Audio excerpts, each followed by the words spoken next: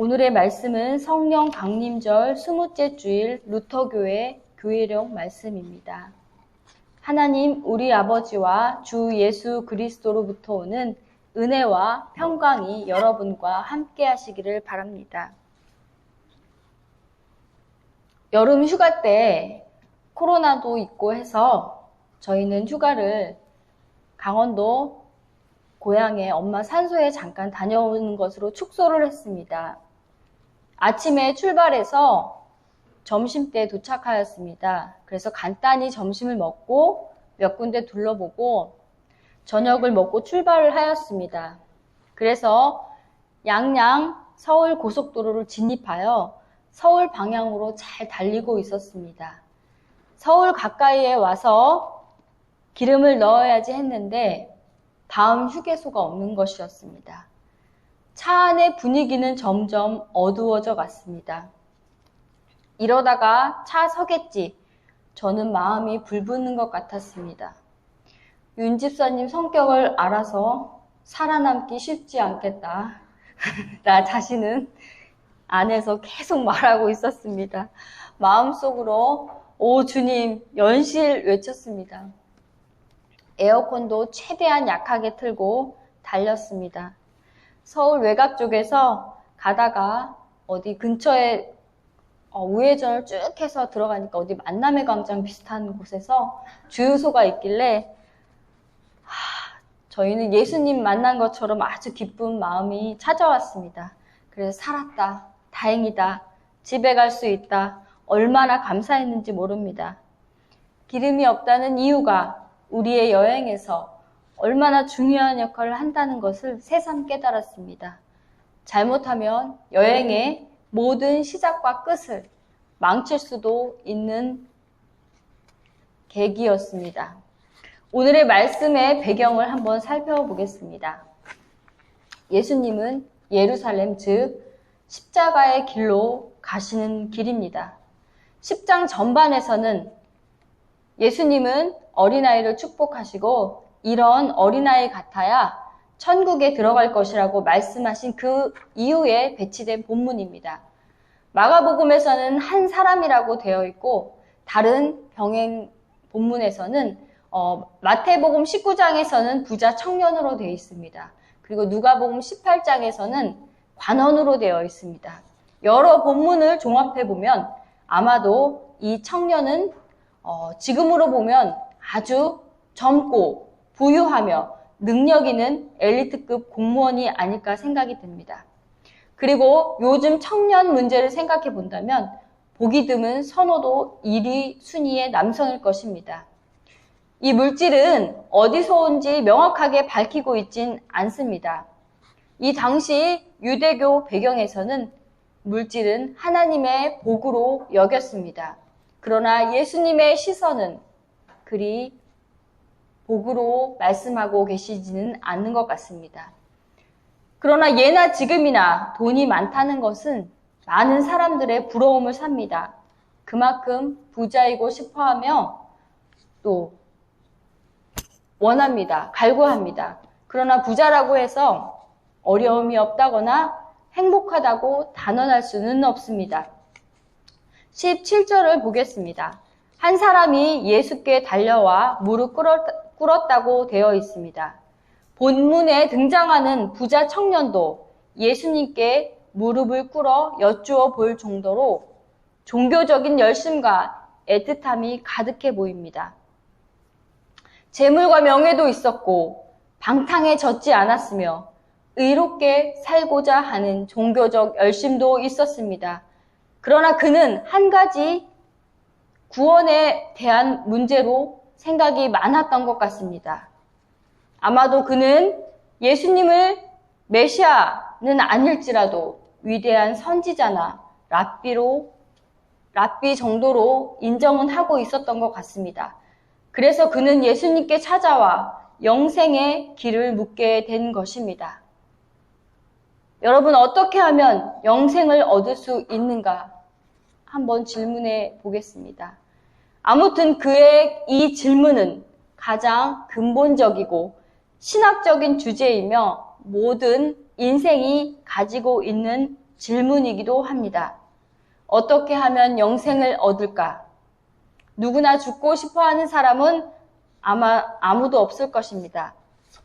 85세였던 저희 친정어머니도 3년만 더 사시겠다고 위암 수술을 감행하셨습니다. 진나라의 진시황이라는 사람은 부국 강명을 이루고 중국 대륙의 여러 국가를 통일했던 사람인데도 불구하고 자신의 불로 장생을 위해서 불로초를 구해오도록 시켰습니다. 이렇듯 많은 사람들이 영원한 생명에 관해 갈급한 마음이 있습니다. 그러면 우리는 무엇을 하여야지 영생을 거저 받을 수 있습니까? 영생을 얻기 위해서 인간의 행위로 구원의 즉 영생에 이를 수 있는 것입니까? 그러기 전에 하나 살펴보아야 할 것입니다. 하나님의 오르심, 하나님의 거룩하심, 하나님의 의라고도 표현하는데 이 완전 무결점인 이분의 그 의, 이것을 비유로 해본다면 얼마 전 도쿄 올림픽이 있었습니다. 그 올림픽에서 안산 선수가 양궁 종목에서 활시위를 당겨서 10점 만점을 받았습니다.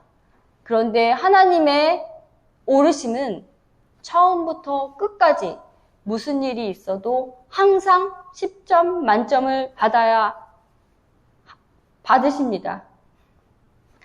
조금의 오차도 없이 항상 쏠 때마다 10점 만점입니다.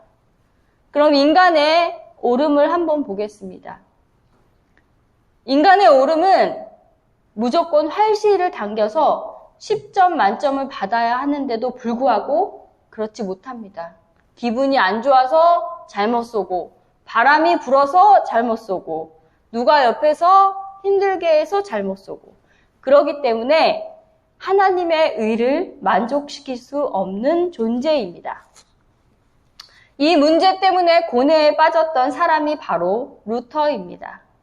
마틴 루터의 삶을 보면 누구보다 많은 고행과 회개와 고해 성사를 했지만 마음속에서 불안감만 쌓여갔습니다. 자신의 힘으로 하나님을 만족시켜야 한다는 결의에 차 있었지만 그것도 얼마 가지 않았습니다. 그러던 어느 날 로마서 1장 17절의 말씀을 보면서 그는 깨달았습니다. 복음에는 하나님의 의가 나타나서 믿음에 이르게 하나니라는 구절을 통해서 자신의 힘으로 안 되고 하나님이 입혀주시는 예수 그리스도의 의를 통해서 그는 하나님께 갈 수 있다는 사실을 깨달았습니다. 즉 우리가 예수 그리스도의 뒤에 숨어 있기만 하면 그분의 의로 가리움을 받을 수 있다는 사실입니다.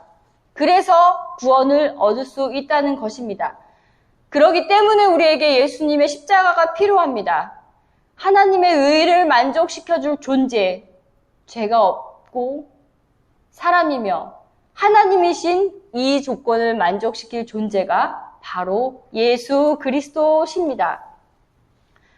바로 예수님의 그분의 희생이 우리를 죄 없다 여겨주시는 것입니다. 그래서 영생의 주도권은 우리에게 있는 것이 아닙니다. 구원도 영생도 십자가의 죄사함도 위로부터 주어지는 것입니다. 우리가 아무리 선행을 하고 아무리 나가서 착한 일을 할지라도 하나님이 우리에게 구원을 주시는 것이 아닙니다. 예수님께 나온 이 청년은 그런 사실을 모른 채 계명을 잘 지킨 자신을 예수님께 인정받고 싶었습니다.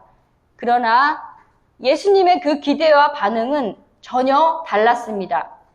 예수님은 그를 사랑하시는 눈빛으로 아직 부족한 한 가지에 대해서 말씀하고 계십니다. 그리고 그에게 두 가지를 요구하셨습니다. 첫 번째는 가서 내 있는 것을 다 팔아 가난한 자들에게 주라는 것이며 두 번째는 나를 쫓으라는 것입니다. 이 요구는 부자 청년으로 하여금 한 가지 중대한 결단을 내리게 하는 것이었습니다. 재물과 영생, 이 두 가지를 동시에 얻고자 했으나 예수님은 영생을 얻기 위해 재물을 버려야 함을 말씀하셨던 것입니다. 그렇다면 이 청년의 부족한 한 가지는 무엇일까요? 이 부자 청년은 인간의 관점으로 보았을 때는 모든 것을 다 갖춘 조건입니다. 좋은 직장, 좋은 많은 물질, 그런 것으로 인해 좋은 조건을 가진 사람이었습니다. 그러나 예수님은 부족하다고 말씀하십니다. 가난한 자에게 나누라고 말씀하십니다. 그것은 왜일까요? 그가 가진 물질이 예수님께 나아가는데 방해가 되었던 것입니다. 여러분, 성경을 쥐어짠다면 바로 하나님의 사랑과 이웃사랑 두 가지로 나눌 수 있습니다.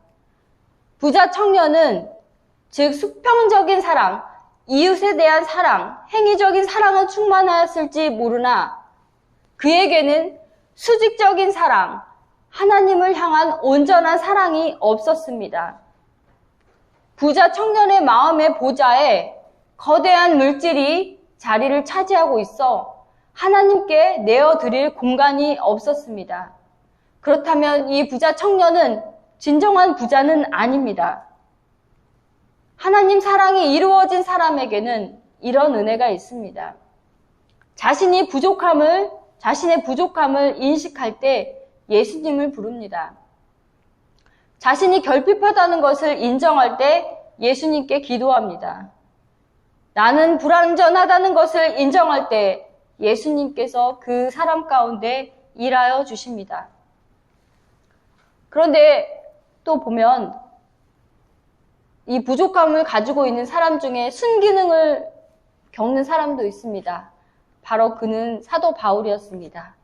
자신에게 있는 육체의 가시를 가지고 하나님께 3번이나 기도해야 했을 때 하나님은 내 은혜가 내게 족하다라고 말씀하시면서 사도 바울에게 네가 너에게 베푼 은혜가 너무 컸기 때문에 그 육체의 가시를 통하여 더 내게 가까이 올 수 있게 너에게 은혜를 베푸는 것이다 라는 깨달음을 통해서 하나님께 가까이 나가는 은혜의 도구가 되었습니다.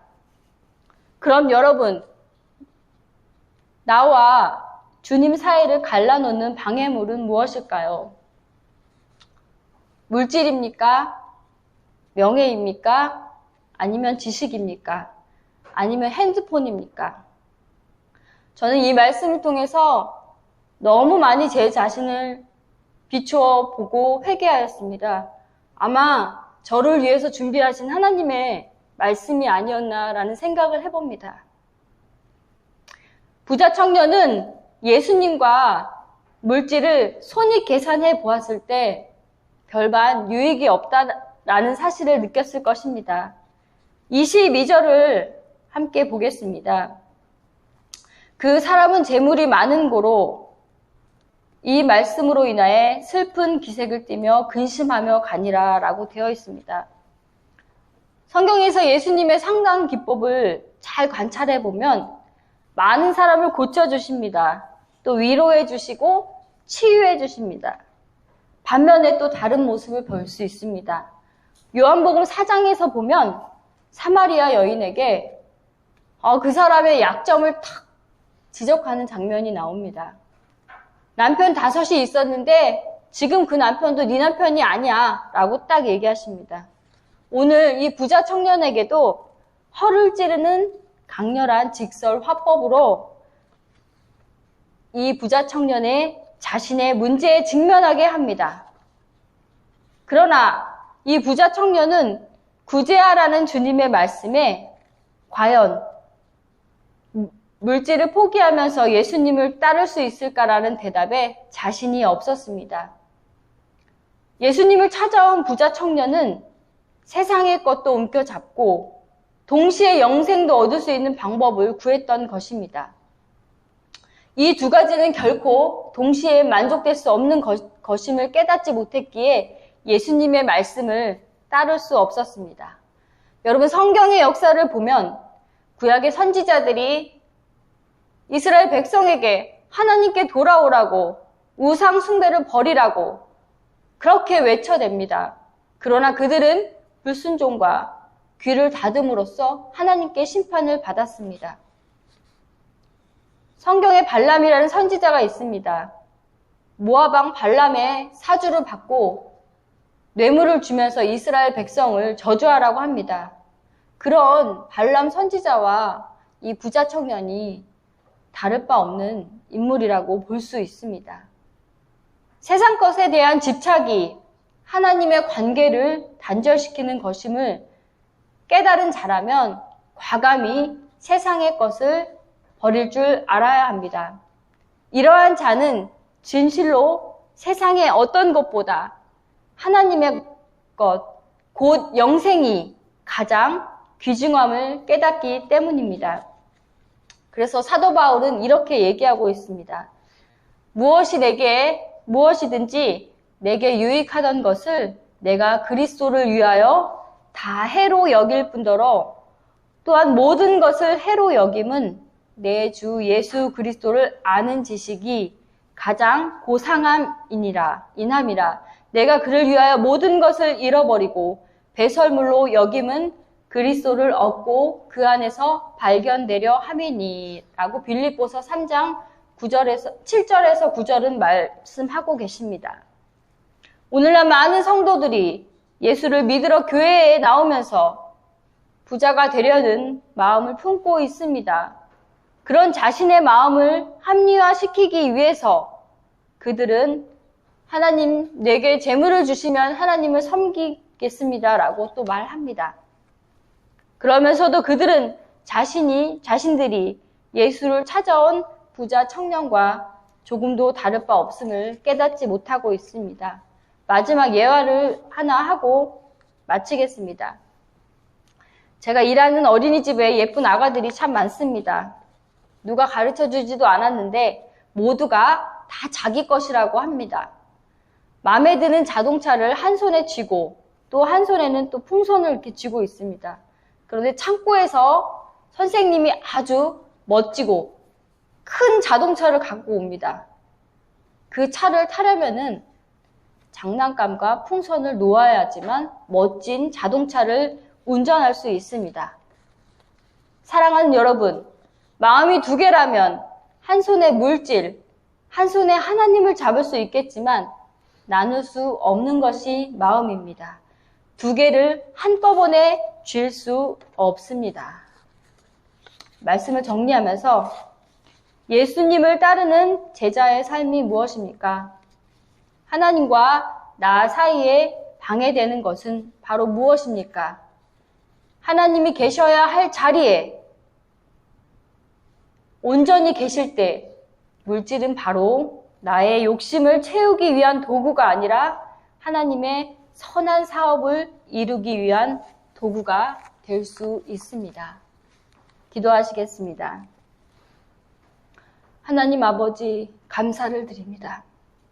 저희들에게 귀한 말씀을 허락하여 주셔서 우리 자신을 되돌아보게 하시고 하나님이 우리의 마음의 온전한 보좌에 계시지 않았다는 사실을 깨닫게 하여 주셔서 감사를 드립니다.